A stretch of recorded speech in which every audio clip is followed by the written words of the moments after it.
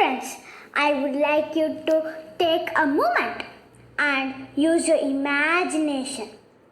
Imagine if you live on a land with same landforms everywhere. What if you were surrounded only by hills or plains?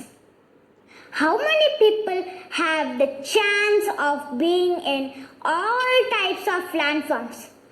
Well, India is gifted with heterogeneous landforms and variety of climatic conditions such as the lofty mountains, the riverine deltas, high altitude forests, peninsular plateaus, variety of geological formations endowed with temperature varying from Arctic cold to equatorial hot, and rainfall from extreme aridity with a few centimeters to pre-humid with world's maximum rainfall of several hundred centimeters.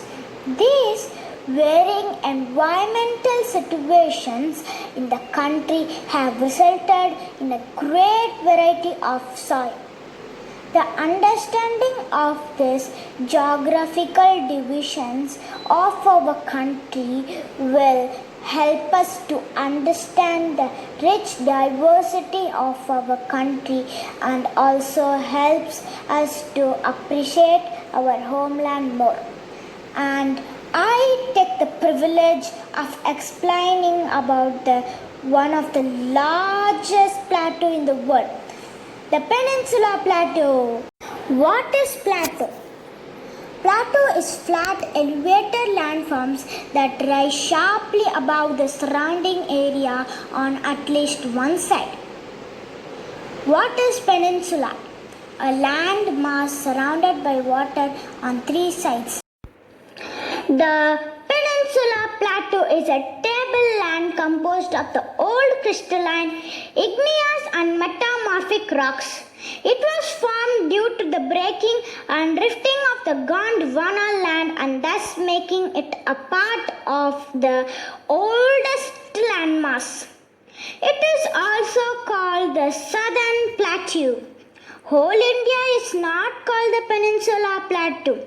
Only the southern part is called Peninsular region because South India is surrounded by oceans on three sides. Bay of Bengal at the eastern side, Indian Ocean at the southern side and Arabian Sea at the western side. It is rugged and dissected terrain. It is separated from the Gangetic plain to the north by the Satpura and Vindhya ranges, which forms its northern boundary. The plateau has broad and shallow valley and surrounded hills. Extent of Peninsula Plateau. It is roughly inverted triangular in shape with base touching northern plain and apex to the southern tip of India, a place called Kanyakumari. It is flanked by the Aravallis ranges on the northwest, Rajmahal Hills on the northeast, the Western Ghats in the west, and the dissected Eastern Ghats in the east. Significance of the Peninsula Plateau. Rich in mineral resources. It is called as the storehouses of both metallic and non-metallic minerals like iron ore, bauxite, gold, copper, coal, manganese, mica, etc. Agriculture. One of the distinct features of the Peninsula Plateau is the black soil area known as Deccan Trap. This is of volcanic origin, hence the rocks are igneous. Forest products and tourism. There are narrow and broad river valleys. Thus, it is filled with many terrestrial variations. The Ghats have immeasurable sources of have rich water potentials, a large variety of wild animals, number of hill resorts of immense scenic beauty, and of salubrious climate which tidal power. Many rivers have waterfalls which help in generation of hydroelectricity power. Coverage of Peninsula Plateau.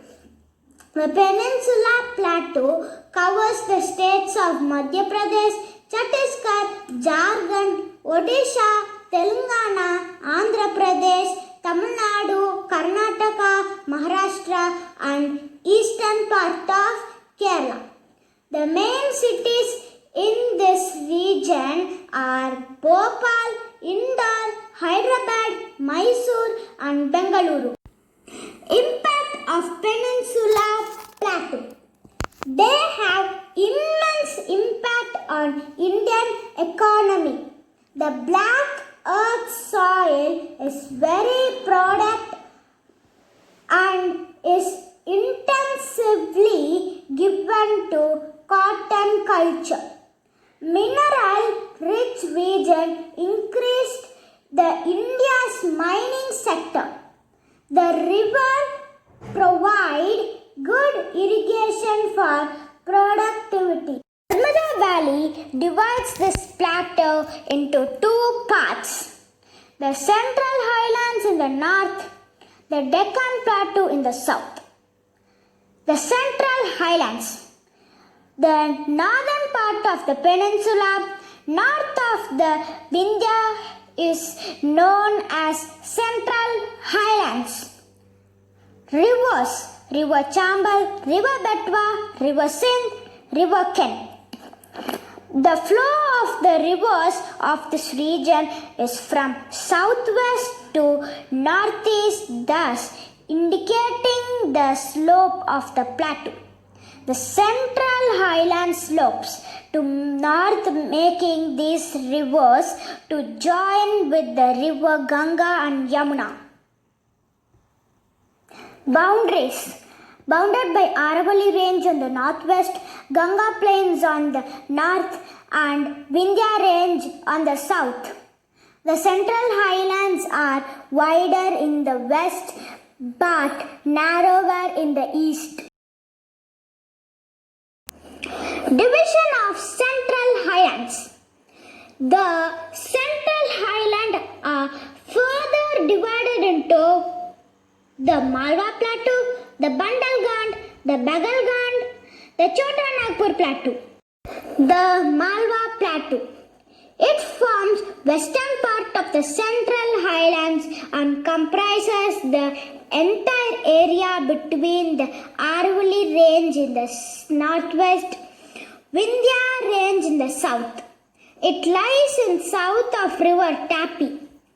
Most of the part is covered by black soil due to the erosion of basalt rock of Deccan Traps, popularly known as black cotton soil. The Bundelkhand, located to the east of the Malwa Plateau and spreads over southern Uttar Pradesh and northern Madhya Pradesh. The Bagalkhand, located at the east of Bundelkhand. It is a region of central India, northeast of Madhya Pradesh, adjacent southern part of Uttar Pradesh.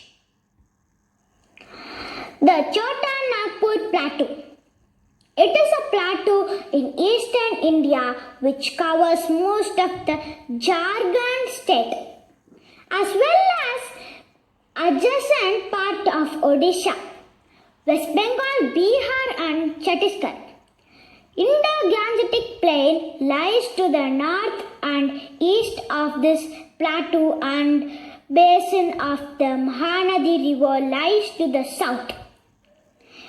It is a storehouse of minerals like mica, bauxite, copper, limestone, iron ore, and coal. This brings me to the end of the Central Highland details, but this is not the end.